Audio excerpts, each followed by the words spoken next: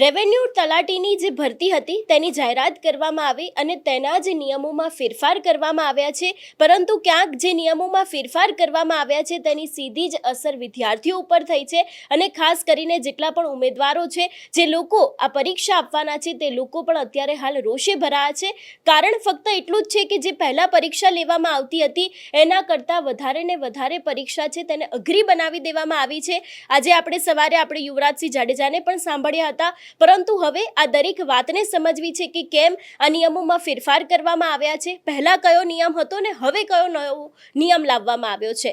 સીધી જ વાત કરીએ યુવરાજસિંહ જાડેજા પાસે અને સમજીએ કે અત્યારે હાલ જે નિયમ હતો એમાં કેમ બદલાવ કરવામાં આવ્યો છે ને આના કારણે જે ઉમેદવારો છે, જે લોકો પરીક્ષા આપવાના છે, એ લોકોને કયું નુકસાન થઈ શકે છે. આજથી 7 દિવસ પહેલા મહેસૂલ તલાટીના આરઆર બહાર પડ્યા હતા અને એ મહેસૂલ તલાટીના જે આરઆર હતા એમાં એવું કહેવામાં આવ્યું હતું કે આ જે પરીક્ષા છે એમાં પ્રિલિમિનરી અને મેન્સ એ બંને તબક્કામાં પરીક્ષા લેવામાં આવશે. એટલે કે પહેલી જે પરીક્ષા છે એ ઓએમઆર પદ્ધતિથી અથવા તો સીબીઆરટી પદ્ધતિથી રહેશે અને એમસીક્યુ બેઝ એક્ઝામ હશે. ત્યારબાદ જે બીજી પરીક્ષા છે એ પરીક્ષા માટે 5 ગણા ઉમેદવારોને બોલાવવામાં આવશે અને એ 5 ગણા ઉમેદવારોની જગ્યાના 5 ગણા ઉમેદવારોની જે છે એ મુખ્ય પરીક્ષા લેવામાં આવશે. અને મુખ્ય પરીક્ષાનો સિલેબસ આપવામાં આવ્યો છે કે ભાઈ તમારે 100 માર્કનું અંગ્રેજી છે, 100 માર્કનું ગુજરાતી છે અને 150 માર્કનું જીએસ છે. હવે આ જે સિલેબસ છે ને ત્યાં અમને વાંધો છે. વાંધો એટલા માટે છે કે ભાઈ તમારે એક તો લેવા છે મહેસૂલ તલાટી અને સિલેબસ તમારે આપવો છે નાયબ મામલતદાર કે મામલતદાર કક્ષાનો, તો ભાઈ તમારે કાં તો ગ્રેડ પે વધારે દેવો જોઈએ, કારણ કે આનો ગ્રેડ પે એટલે કે મહેસૂલ તલાટીનો ગ્રેડ પે છે ને 1900નો છે. એટલે 1900ના ગ્રેડ પેમાં તમારે 4400 ગ્રેડ પેની પરીક્ષાનો જે માપદંડો છે, જે પરીક્ષા પદ્ધતિ છે, પરીક્ષા પ્રક્રિયા છે, એ તમારે થોપી બેસાડવી છે. એટલે અધિકારીઓના મનસ્વી અને મન ફાવે અને મનગઢત નિયમો જે છે એ થોપી બેસાડવામાં આવ્યા છે, જેને કારણે છેવાડાનો જે વ્યક્તિ છે એ છેવાડે રહેવાનો છે. કારણ કે તમે ઘણી બધી પરીક્ષા જોઈએ છે એમાં અંગ્રેજી છે ને એ ઘણી બધી પરીક્ષામાં ઓપ્શનલ છે કે એમાં તમારે જસ્ટ ક્વોલિફાઈંગ છે, એ ક્વોલિફાઈંગ કરી અને તમારે જતું રહેવાનું. એટલે ક્વોલિફાઈ થઈ જાવ તો પણ તમને માર્ક મળી જાય અને આગળ જતા એ માર્ક કાઉન્ટ પણ થાય. તો જો ક્વોલિફાઈંગ હોય બીજી પરીક્ષાઓમાં અને આમાં અત્યારે જે મહેસૂલ તલાટી છે એમાં તમારે ફરજિયાત કરવું પડ્યું. એટલે કે કમ્પલસરી તમારે 100 માર્કનું અંગ્રેજીનું પેપર આપવાનું, 100 માર્કનું ગુજરાતીને આપવું, 150 માર્કનું બીજા કહી શકે જીએસ જનરલ સ્ટડીઝના જે સબ્જેક્ટ છે એના પેપર આપવાના. એટલે વાંધો ત્યાં છે કે આમાં સૌથી મોટું નુકસાન એ વિદ્યાર્થીઓને થવાનું છે. ક્યાંક ને ક્યાંક સરકારનો જે બદ ઇરાદો છે એ ગમે એમ કરીને એન કેન પ્રકારે આ કોમ્પિટિશન એટલે કે સ્પર્ધા છે એની ઘટાડવા માટેનો છે. એટલે સરકાર આ સ્પર્ધા ઘટાડવા માટે આ ગુજરાતના જે યુવાનો છે એની ઉપર નવીન નવક અલગ અલગ પ્રયોગો એ કરી રહ્યા છે અને આ પ્રયોગના ભાગરૂપે આજે મહેસૂલ તલાટીનો સિલેબસ છે એ બદલાવી નાખવામાં આવ્યો છે. જો તમારે 1900 ગ્રેડ પેમાં આ પ્રકારનો સિલેબસ લેવાનો હોય તો વિદ્યાર્થીઓને નુકસાન જાય એમ છે. વિદ્યાર્થીઓની માંગણી એ જ પ્રકારે છે કે તમે આમાં અત્યાર સુધી જે પરીક્ષા પદ્ધતિ હતી કે સિંગલ ફેઝ એક્ઝામ હતી કે તમે સિંગલ પરીક્ષા એમસીક્યુ બેઝ આપો અને સીધા જ તમને રેવન્યુ તલાટી બની જતા હતા. જો તમારે કદાચ અઘરી બનાવી છે તો ભાઈ મુખ્ય પરીક્ષા છે એ ડિસ્ક્રિપ્ટિવની જગ્યાએ તમે કદાચ એમસીક્યુ રાખી શકતા હતા, તો શા માટે એમસીક્યુ રાખવામાં ન આવી? અને તમે ગૌણ સેવા આ પરીક્ષા કન્ડક્ટ કરતી સંસ્થા છે. હવે ગૌણ સેવાની ઘણી બધી એવી ભરતીઓ છે બેન કે આ 4400 ગ્રેડ પે હોય કે 4200 ગ્રેડ પે હોય, એમાં સિંગલ ફેઝ એક્ઝામ કે એક એમસીક્યુની પરીક્ષા આપો એટલે તમે સીધા જ એ ભૂસ્તર શાસ્ત્રી બની જાવ. કે અથવા તો એન્જિનિયરિંગ ડિપાર્ટમેન્ટની એ સિવિલની બધી પરીક્ષાઓ હોતી હતી, બીજી અન્ય પરીક્ષાઓ ગૌણ સેવા જ લેતું હતું. નાયબ ચીટરીસ એવી પરીક્ષાઓ છે જે પંચાયત સેવા પસંદગી મંડળ લે છે, 4200 ગ્રેડ પેની છે. એ 4200 ગ્રેડ પે માટે તમે સિંગલ પરીક્ષા આપવાની અને સીધા જ તમને આમાં કહી શકાય કે એ પરીક્ષાના હકદાર થઈ જાવ, દાવેદાર થઈ જાવ. હવે આવો તર્ક અમને આપવામાં આવે છે ગૌણ સેવા માટે કે અમે મૌલિકતાનું મૂલ્યાંકન કરીએ અને જીપીએસસીમાં જે રીતે પરીક્ષા પદ્ધતિ છે એ પરીક્ષા પદ્ધતિ અમે એપ્લાય કરીએ છીએ. તો હું તો એમ કહું છું કે જીપીએસસીની ક્લાસ 1 કેડર જે છે ને, ક્લાસ 1 કેડર ઘણી બધી એવી પરીક્ષાઓ છે. હમણાં થોડા સમય પહેલા એક પરીક્ષા લેવાની છે આઈસીટી ડિપાર્ટમેન્ટની હતી, ક્લાસ 1ની પરીક્ષા હતી. એ ક્લાસ 1ની પરીક્ષામાં 2 તબક્કા હતા. કયા ખબર છે? પ્રિલિમ અને ઇન્ટરવ્યુ. એ જ રીતે જીપીએસસી આસિસ્ટન્ટ પ્રોફેસર હોય. હવે હમણાં જ લેવાયેલી ટીડીઓની એક્ઝામ, ટીડીઓની એક્ઝામમાં પણ બેન કેવું ખબર? પ્રિલિમ અને ઇન્ટરવ્યુ અને સીધું જ સિલેક્શન. હવે અહીંયા પ્રિલિમ અને ઇન્ટરવ્યુ છે જે સુપર ક્લાસ 1 2 ની પોસ્ટ કહેવાય. ત્યાં તમે એ પ્રકારે પરીક્ષા લ્યો છો અને હવે તમે એમ કહો છો કે ભાઈ આમાં અમે મૌલિકતા તપાસવા માંગીએ છીએ, જે રીતે જીપીએસસી પેટર્ન છે એ જીપીએસસી પેટર્નથી પરીક્ષા લેવા માંગીએ છીએ. આ કેનો તર્ક? જો જીપીએસસી કાં તો ખોટી છે એવું સાબિત કરો છો તમે, કારણ કે જીપીએસસી પ્રિલિમ અને ઇન્ટરવ્યુના માધ્યમથી પરીક્ષા લઈ રહી છે, તો જીપીએસસીને ખરેખર મૌલિકતા તપાસવા માટે કોઈ માપદંડો જ નહીં હોય ને. એટલે ક્યાંક ને ક્યાંક આ તર્કવિહીન વાત, અતાર્કિક વાત એ કરવામાં આવે છે અને વિદ્યાર્થીઓને મૂર્ખ બનાવવામાં આવે છે. એટલે ખાસ કરીને અત્યારે બેન જે આ સિલેબસ જાહેર કરવામાં આવ્યો છે, તો હું તમને એક તર્કસંગત વાત કરું. 5મા ધોરણનો જે વિદ્યાર્થી હોય એને તમે 12માની સીધી પરીક્ષા લઈ લ્યો તો ચાલે? કે 5મા ધોરણનો જે સિલેબસની જે વ્યક્તિ અથવા તૈયારી કરતો હોય અને એ વ્યક્તિને સીધો 12મા ધોરણના સિલેબસ પ્રમાણે પરીક્ષા લઈ લેવાની, તો 12મા ધોરણના પાઠ્યપુસ્તક આધારિત પરીક્ષા લઈ લેવામાં આવે તો ચાલે કોઈ દી? એના જેવું થયું છે. એક રેવન્યુ તલાટી 1900નો ગ્રેડ પે જે છે એની પરીક્ષાના માપદંડો છેટ મામલતદાર કક્ષાના માપદંડો છે એની સાથે સેટ કરવામાં આવે છે. અને ભરતી બોર્ડના અધ્યક્ષ એવું કહે છે કે ભાઈ આમાં એ વ્યક્તિને પ્રમોશન જે છે ને એ નાયબ મામલતદારનું મળવાનું છે.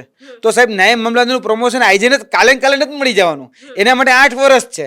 8 વર્ષમાં અન્ય ખાતાકીય પરીક્ષાઓ પણ છે. એ 8 વર્ષના અનુભવના આધારે મહેસૂલ તલાટી છે એ કહી શકાય કે નાયબ મામલતદાર સુધી પહોંચતો હોય છે. એટલે સાહેબનો જે તર્ક છે ને એ પણ અસ્થાને છે. બીજી વાત કે મુખ્ય પરીક્ષા, તો હું તમને હમણાં જ દાખલો કહું. ટીડીઓની પરીક્ષા હમણાં લેવાડી, હમણાં ડીવાયએસની પરીક્ષા લેવી. બેન, જીપીએસસીની અંદર પેપર લખનાર હમણાં 3000 વિદ્યાર્થીઓ હતા. અને કેવા બ્લન્ડર થાય છે ખબર છે તમને? જીપીએસસી ની અંદર મુખ્ય પરીક્ષામાં જોવા જઈએ તો અહીંયા આ મુખ્ય પરીક્ષા છે. આ મુખ્ય પરીક્ષાનો પ્રશ્ન છે. આપણે થોડાક મોટા અક્ષરમાં વાંચીએ.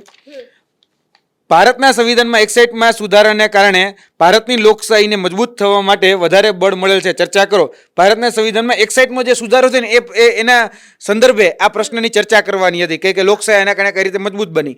હવે આ વ્યક્તિએ જે આખો જવાબ નથી વાંચતો, પણ આ વ્યક્તિએ જે જવાબ લખ્યો ને એ જવાબ પ્રશ્નને જવાબ સાથે કોઈ લેવા દેવા નથી.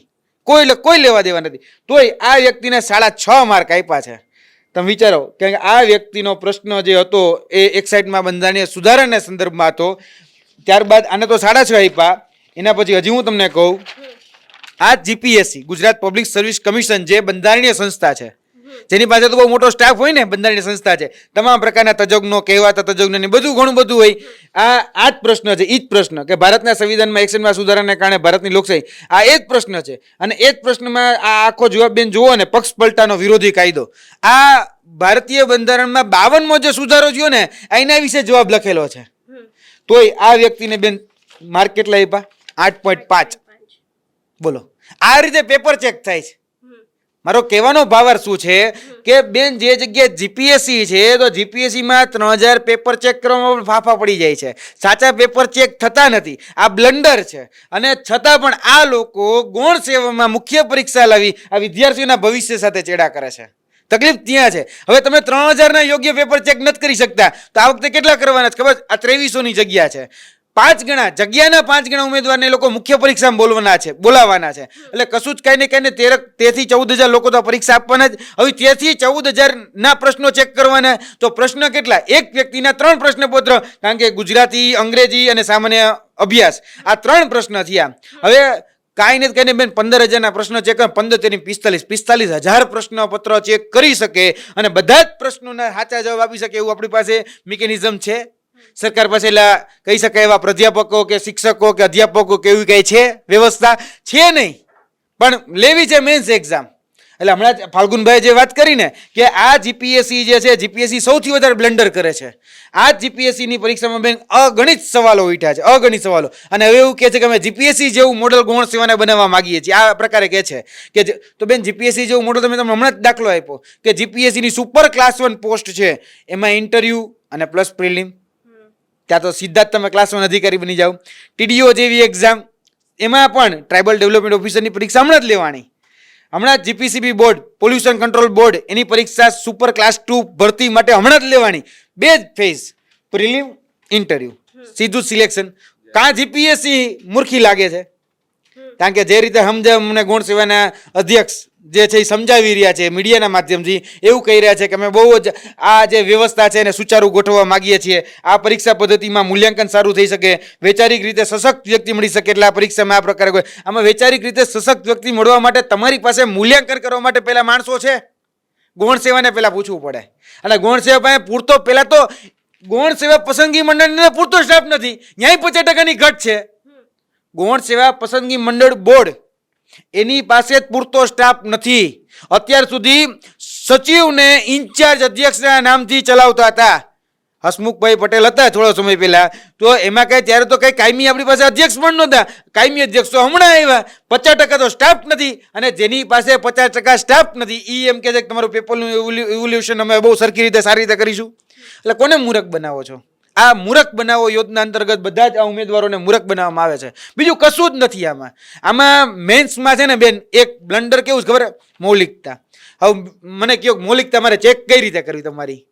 હવે હું કંઈક પ્રશ્નનો જવાબ જે રીતે લખું એમાં મારી મૌલિકતા ચેક થઈ જવાની, તો કે મેં મૌલિકતા ચેક કરી છે ને ગમે એને ગમે એવા માર્ક આપે. બેન મેં એક્ઝામ્પલ સાથે એટલા માટે તમને કીધું કે જે પ્રશ્નો છે એ પ્રશ્નનો જવાબ જ નીચે નથી લખેલો. હવે મેં પૂછ્યું મહારાષ્ટ્ર વિશે, તમે લખો ગુજરાત વિશે, મારે તમને માર્ક કઈ રીતે આપો? આ એના જેવી પરિસ્થિતિ છે કે જે પ્રશ્નો છે એક સાઈડમાં બંધારણીય સુધારો એ લોકશાહીમાં એનું મહત્વ શું, આ એ પ્રકારનો પ્રશ્નો છે. હવે મારે લખવાનું છે એક સાઈડમાં બંધારણીય સુધારા વિશે, તો મારે એક સાઈડમાં બંધારણીય સુધારા વિશે લખવું જોઈએ. આમાં 52માં બંધારણીય સુધારા વિશે લખેલું છે તોય માર્ક આપી દીધા છે. અને જેને સાચો લખ્યો છે એવું નથી કોઈ સાચો નથી લખ્યો, જેને સાચો લખ્યો છે એને 0 માર્ક આપ્યો છે.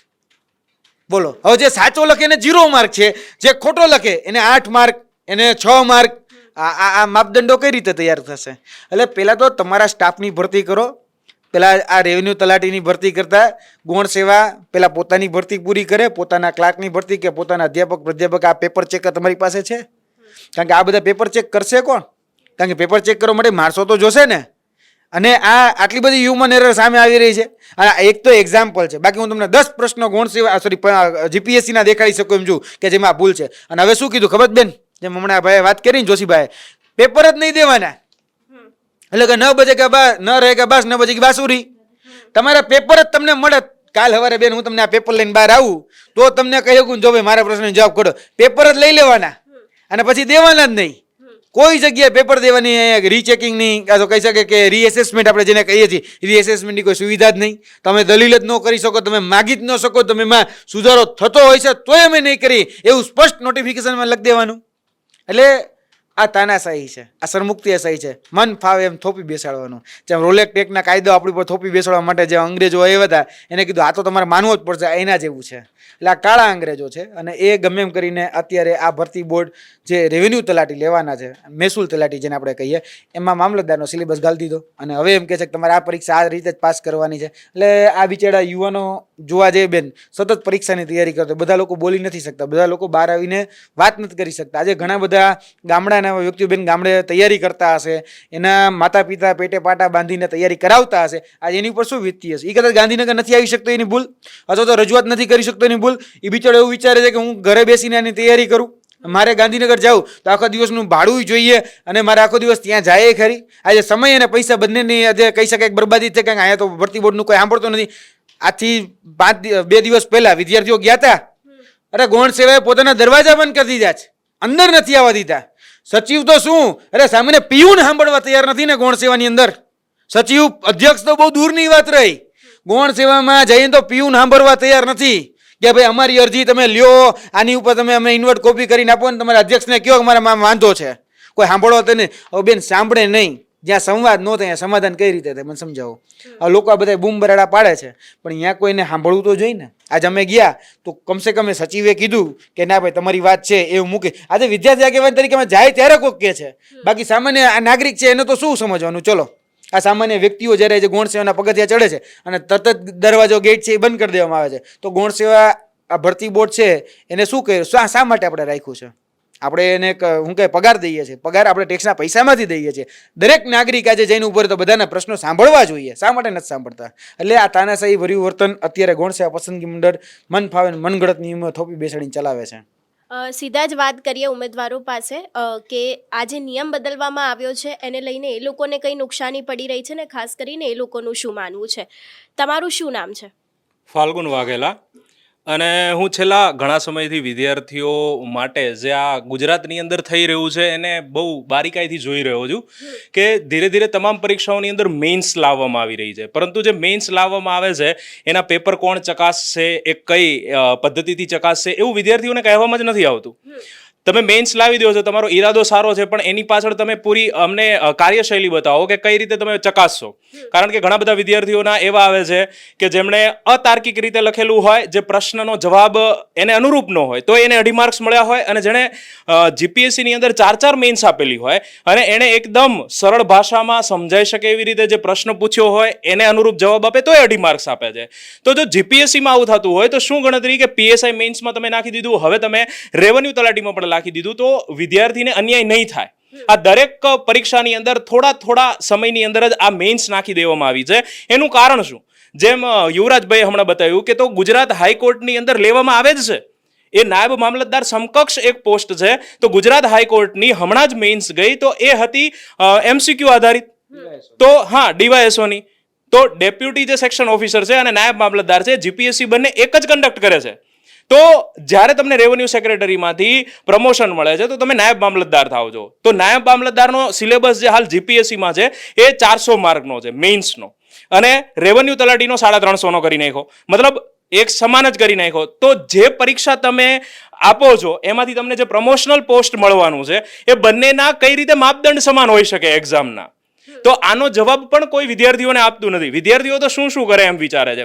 હમણાં GPSC ની અંદર સૌથી પહેલા આપણા ચેરમેન સાહેબ આવ્યા, એમણે શું કર્યું કે એમણે જે GPSC નો સિલેબસ હતો એને થોડો ફેરફાર કર્યો. તો વિદ્યાર્થીઓને એમ થયું કે ક્રિએટિવ ચેન્જ લાવ્યા છે. પણ ફરીથી અચાનક UPSC નો આખો સિલેબસ એમણે નાખી દીધો. જે સિલેબસ ચેન્જ કર્યો હતો એના અનુરૂપ તો એક પણ એક્ઝામ ના લીધી, પણ તરત જ 1 મહિનાની અંદર આખો UPSC નો સિલેબસ નાખી દીધો. આનો મતલબ શું સમજવું વિદ્યાર્થીઓને? એના જ લીધે તમે જુઓ તો GPSC ની અંદર જે પરીક્ષાની તૈયારી કરતો વિદ્યાર્થી છે એને હવે એટલો મતલબ ઉબકાઈ ગયો છે કે જ્યારે 2.5 લાખ વિદ્યાર્થીઓ ફોર્મ ભરતા હતા, હવે ગ્રેજ્યુએશન કેટલા બધા લાખો વિદ્યાર્થીઓ કરે છે ગુજરાતમાં, એડ થવા જોઈએ એની જગ્યાએ ઘટતા જાય છે. 93,000 થઈ જાય તમે જોયું હોય તો. અને એમાંય ઘણા બધા એબસન્ટ હતા. તો GPSC ની અંદર આવો ફેરફાર લાવવામાં આવ્યો છે. એ કોઈ જ અવલોકન નથી કરતું કે અમને આના અંદરથી સ્વસ્થ એવા ભાવિ અધિકારીઓ નહીં મળે જો તમે કોમ્પિટિશન જ એક સરખી નહીં રાખો તો. તો શું GPSC ના વિદ્યાર્થીને UPSC નો વિદ્યાર્થી જે સિલેબસ આપીને શું ડાયરેક્ટ તમે IAS IPS બનાવવા માંગો છો? હમણાં PSI ની અંદર મેઇન્સ હતી તો એ મેઇન્સ એટલી હાર્ડ હતી અને પ્રિલિમ્સનું પેપર એટલું સરળ હતું કે વિદ્યાર્થીઓ નક્કી જ નહીં કરી શક્યા કે આમાં શું કરવું. એટલું સરળ પેપર આપીને અમુક વિદ્યાર્થીઓ એટલા ડિપ્રેશનમાં જતા રહ્યા હતા કે પછી પેલું હાર્ડ પેપરની અંદર તેઓને લખવા માટે પેન જ ન ઉપડી. એટલે તમે જુઓ કે અગ્નિવીર, તો અગ્નિવીરમાં 2 દિવસ પહેલા મેં છાપામાં વાંચ્યું કે આ વખતે કંઈક અગ્નિવીરને જે છે આપણું ભારત પાકિસ્તાનનું યુદ્ધ થયું હતું, કંઈક તણાવ હતો, તો એમાં ટ્રેનિંગ લાઈવ આપવામાં આવી પાકિસ્તાન સામે હથિયાર ચલાવવાની. આપણી જે આકાશ તીર સિસ્ટમ છે એમાં 200 અગ્નિવીરને. તો એમના કરતા પણ પોલીસનો સિલેબસ હાર્ડ છે. તો શું પોલીસવાળાના ગુજરાત જે ભાવિ અધિકારીઓ છે એમને રફેલ આપવાના છો તમે? ડાયરેક્ટ એમાં બેસાડીને શું મંગળ ઉપરથી કોઈ હુમલો થવાનો છે એમને સામનો કરવાનો છે આટલો બધો હાર્ડ સિલેબસ કરીને? અને આપતા હોય તો તર્ક તો આપો. હવે GPSC નો પણ સિલેબસ એવી રીતે, PSI નો એવી રીતે, રેવન્યુ તલાટીનો એવી રીતે. તલાટી એક બેઝિક વસ્તુ છે કે જે આપણે પંચાયત સિરીઝમાં પણ જોયું છે કે ગામડાની અંદર જે શરૂઆત થાય છે કે જે સરકાર સાથે જોડાયેલો વ્યક્તિ હોય એ તલાટી હોય. તો એનો સિલેબસ આટલો હાર્ડ કરીને એમણે શું સાબિત કરવા માંગે છે? ફક્ત એક વખત આવીને વિદ્યાર્થીઓ સમક્ષ તો કહો તમે. અને વિદ્યાર્થી જ્યારે ગાંધીનગર અંદર જાય છે તો વિદ્યાર્થીને ગાંધીનગરની અંદર એટલો હેરાન કરવામાં આવે છે પ્રશાસન દ્વારા. 1-2 કિલોમીટર નેતાની ઓફિસ હોય છે, એ પણ કોઈ આવતા નથી. એટલે 30 દિવસ સુધી વ્યાયામ શિક્ષકોના આંદોલન પણ જોયેલા છે. પણ વિદ્યાર્થી હવે એટલો નિરસ થઈ ગયો છે કે આની અંદર હવે ગુજરાતમાં ક્યાંય કોઈને ભાવિ નથી દેખાતું સ્પર્ધાત્મક પરીક્ષાનું. સ્પર્ધાત્મક પરીક્ષામાં રિયલમાં હવે સ્પર્ધા બચી જ નથી એવું લાગી રહ્યું છે ધીમે ધીમે. એટલે જે પ્રમાણે અત્યારે હાલ ઉમેદવારોમાં પણ રોષ જોવા મળી રહ્યો છે, બીજાની સાથે પણ વાત કરવાનો પ્રયત્ન કરીએ. શું કહેવા માંગો છો? હું ફક્ત એટલું કહેવા માંગુ છું કે આવનાર જે પરીક્ષા છે રેવન્યુ તલાટીમાં, જે પરીક્ષાનો સિલેબસ છે એને બને ત્યાં સુધી જે જૂના સિલેબસ પ્રમાણે કરવું જોઈએ. જેમ કે ગયા 2 વર્ષ પહેલાં જે ભરતી કરવામાં આવી હતી તલાટીની, જેમાં જે રીતે સિલેબસ હતો, જે પ્રાઇમરી જે પ્રિલિમ પરીક્ષા હતી OMR પદ્ધતિ પ્રમાણે, એ જ પરીક્ષા આવનારી પરીક્ષામાં કરવું જરૂરી છે. કારણ કે એક વિદ્યાર્થીના મનોબળમાં એવું હોય છે કે જે જૂનો સિલેબસ પ્રમાણે એમણે તૈયારી કરેલી હોય છે, એ તૈયારી કરતાં કોઈ પણ એક એક્ઝામની તૈયારી કરતાં 2 થી 3 વર્ષનો સમય લાગે છે. હવે અત્યારે જે રીતે નવા RR આવ્યા એમાં એ લોકો હમણાં સિલેબસ ચેન્જ કરી દીધો. હવે અમારે એ જ કન્ફ્યુઝ થઈ ગયા છે કે પ્રિલિમ સાથે મેન્સ કઈ રીતે કરવી. કારણ કે અમારે તો ફક્ત પહેલાથી જે તૈયારી કરીને આવ્યા છે એ પ્રમાણે ચાલે છે. અત્યારે જે નવા RR આવ્યા છે એમાં મેન્સ આપી દીધી, તો અમારે શું અત્યારે પ્રિલિમ સાથે મેન્સ કરવી કે ફક્ત પ્રિલિમ કરવી, એ જ કન્ફ્યુઝ છીએ. તો અમે તો એક જ માંગ કરીએ છીએ કે બને ત્યાં સુધી જે જૂના સિલેબસ પ્રમાણે અમારી પરીક્ષા લો, જેથી કરીને અમે અને અમારા જેવા હજારો વિદ્યાર્થીઓને ન્યાય મળી શકે. એટલે જે પ્રમાણે ક્યાંક વિદ્યાર્થીઓ પણ માંગ કરી રહ્યા છે કે પહેલાં જેવો જે સિલેબસ છે તેને પાછો લાવવામાં આવે. વિધાયક ઉમેદવાર સાથે વાતચીત કરીશું. શું કહેવા માંગો છો? અમારી એક જ માંગ છે કે અમે તૈયારી પ્રિલિમ્સ માટે જ કરી હતી, મેન્સની કોઈ દિવસ અમે તૈયારી કરી જ નથી. એટલે અમારી એ જ માંગ છે કે તમને જૂનો કોર્સ જ અમને પાછો રિવાઇઝ કરી દો. કારણ કે અમને પહેલેથી અને તમારે કોર્સ ચેન્જ કરવો હતો તો અમને પહેલેથી કહી દેવું હતું ને 6 મહિના વર્ષ દિવસ કે અમે મેન્સની પ્રિપેરેશન કરી શકીએ, અમને ટાઈમ મળે. હવે અમારી પાસે બિલકુલ ટાઈમ નથી. એટલે અમારી એક જ માંગ હતી કે અમને જૂનો સિલેબસ પાછો તમે રિવાઇઝ કરી દો. એટલે જે પ્રમાણે હજી પરીક્ષાની જાહેરાત કરવામાં આવી છે અને તે જ સમયે ક્યાંક આ સિલેબસ છે તેને બદલી નાખવામાં આવ્યો છે, એટલે કે ક્યાંક વિદ્યાર્થીઓમાં પણ રોષ જોવા મળી રહ્યો છે. બીજા પણ લોકોની સાથે વાતચીત કરવાનો પ્રયત્ન કરીએ કે તે લોકો પણ શું કહેવા માંગે છે. શું છે તમારું નામ અને શું કહેવા માંગો મારું છો? નામ છે ગોવિંદ ગઢવી. હું ઘણા સમયથી તૈયારી કરું છું. હમ. હાલમાં હરેક વિદ્યાર્થીઓની એવી માગણી છે કે જે તમે MCQ વાળી પદ્ધતિ જે કરી છે બરાબર, એમાં હજુ એ લોકોને ખ્યાલ જ નથી કે ઓનલાઈન પરીક્ષા લેવાના છે કે ઓફલાઈન લેવાના છે. માની લ્યો કે ઓનલાઈન પરીક્ષા લીધી ને એમાં નોર્મલાઇઝેશનમાં કંઈક ડખા થયા તો પછી આની જવાબદારી કોણ લેશે? ને ઘણા બધા વિદ્યાર્થીઓ એવું પણ કહી રહ્યા છે કે અમે મેન્સની તૈયારી ઘણા સમયથી અમે કરી પણ નથી. ઓચિંતું તમે ડાયરેક્ટ કેલેન્ડરમાં ઉપાડી દો કે આવો તમારો સિલેબસ, ને માની લો કે 2 મહિના કે 1.5 મહિના પછી પરીક્ષા આવી ગઈ બરાબર, તો એમાં કઈ રીતે મારે તૈયારી કરવાની? માંગણી શું છે? જે પ્રમાણે બધાએ કીધું કે સિલેબસ બદલાવો જોઈએ, જે પ્રમાણે પહેલાં હતો એવો પાછો લાવી દેવો જોઈએ. હરેક વિદ્યાર્થીઓને એવું છે કે જે સિલેબસ જૂનો છે ને એ પ્રમાણે આપો તો ઘણું સારું રહેશે સ્ટુડન્ટને, કેમ કે ઘણા બધા એવા વિદ્યાર્થીઓ નવા તૈયારી કરવાવાળા હોય ને, એ લોકોને ખ્યાલ જ ના હોય કે કેવી રીતે અમને તૈયારી કરવી. શું નામ છે તમારું? નરેશ જોશી. શું કહેવા માંગો છો કે અચાનક પરીક્ષાના સમયે જ નવી એક પરીક્ષા એડ કરવામાં આવી અને સિલેબસ છે એને પણ બદલી નાખવામાં આવ્યો? અમારી વિદ્યાર્થીઓની એક જ માંગ છે કે 3-4 વર્ષથી વિદ્યાર્થી તૈયારી કરતો અને અચાનક તમે સિલેબસ બદલાઈ નાખો તો એની તૈયારીનું શું? અને બીજો પ્રશ્ન એ કે તમે પ્રિલિમ લો, મેન્સ લો અને 1900ના ગ્રેડ પીમાં 4400ના ગ્રેડ પીની પરીક્ષા લેવાનો મતલબ શું છે? તો વિદ્યાર્થી કઈ દિશામાં તૈયારી કરશે? અને પછી એના પછી એ કહેવું જરૂરી છે કે પ્રિલિમ્સ અને મેન્સ સીસી ગ્રુપ સીસીની ભરતી 17 મે 2023માં નોટિફિકેશન આવી, આજે થઈ 28 મે 2025, 2 વર્ષ થયા તો હજી ગ્રુપ બી નહીં લેવડાણી. તો હવે 2 વર્ષ વ્યક્તિને 1900ના ગ્રેડ પેપરની ભરતી પાછળ આપવા એ યોગ્ય નથી. વિદ્યાર્થીની સમયની માંગને આધારે એટલે પ્રિલિમ્સની જગ્યાએ ઓબ્જેક્ટિવ લેવાય અને એક જ ફેઝમાં પરીક્ષા લેવાય એવી અમારી માંગ છે, જેના લીધે પારદર્શિતા રહે. કારણ કે આમાં એમને મેન્શન કર્યું છે કે કોઈ પણ વ્યક્તિને RTI થ્રુ પણ પેપર નહીં મળે. તો વ્યક્તિ શું કરે? તો તમે કોઈ દલીલ ના કરી કરો, કોઈ અપીલ ના કરી શકો તો વ્યક્તિને જવાનું ક્યાં? તમે લખીને છૂટા. એનું કોઈ પારદર્શિતા આવે તો વિદ્યાર્થીને એના ઉપર વિશ્વાસ બેસે, તો વિદ્યાર્થી એના આગળ તેની તૈયારી કરતા અચકાય નહીં. અને તૈયારી કરીને પણ કંઈ ના મળતું વિદ્યાર્થીને કરવાનું શું? એટલે વિદ્યાર્થીની હિતમાં નિર્ણય લેવામાં આવે અને આ પરીક્ષા પદ્ધતિ એક જ પેજમાં MCQ બેઝ લેવામાં આવે એ અમારી માંગ છે. એટલે જે પ્રમાણે આપણે ઉમેદવારોની સાથે વાતચીત કરી તે દરેક લોકોની અત્યારે હાલ એક જ માંગ રહેલી છે કે જે પહેલા સિલેબસ હતો એને પાછો લાવવામાં આવે, અને ખાસ કરીને જે અચાનકથી નિયમ બદલવામાં આવ્યો છે એને જ લઈને ક્યાંક અત્યારે હાલ વિદ્યાર્થીઓમાં પણ ભારે રોષ જોવા મળી રહ્યો છે. જો કે હવે આગામી દિવસમાં જોવાનું રહેશે કે આ માંગણી છે તે લોકોની સંતોષવામાં આવશે કે કેમ. તમારું શું માનવું છે આ વિષયને લઈને અમને કમેન્ટ કરીને ચોક્કસથી જણાવજો. તેની સાથે જ અમારી ચેનલ નિર્ભય ન્યૂઝને લાઇક, શેર અને સબસ્ક્રાઇબ કરવાનું ભૂલશો નહીં. નમસ્કાર.